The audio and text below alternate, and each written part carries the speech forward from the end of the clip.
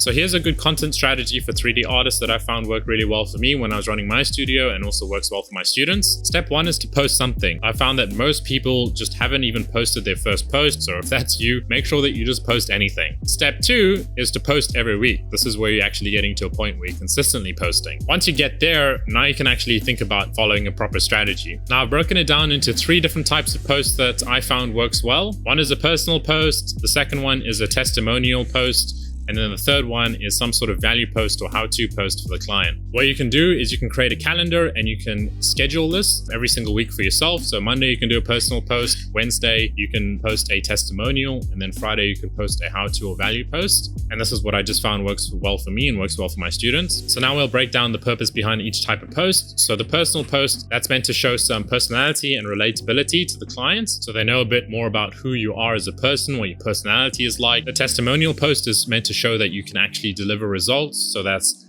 either some sort of case study with a fake client that you've worked with, or some sort of case study with a actual client that you've worked with. They just really want to know that you can actually deliver results. So showing renders and projects of things that you've actually done will help them see that you can actually deliver a result for them. And then the how-to and value post is meant to actually provide value to the prospect so that they can actually see that you know what you're talking about and actually help them. And if they receive some value, they'll want to provide more value back, either by responding to your messages, things like that. Use the strategy, do this on a week-to-week basis, and the people that might be buying 3 to 9 months from now, that's going to help nurture those leads and keep you in their mind so that they don't forget about you. And it's going to help a lot of the leads that might fall off in your actual process get back in your messaging, get back in your funnel, and actually end up turning into clients later down the line.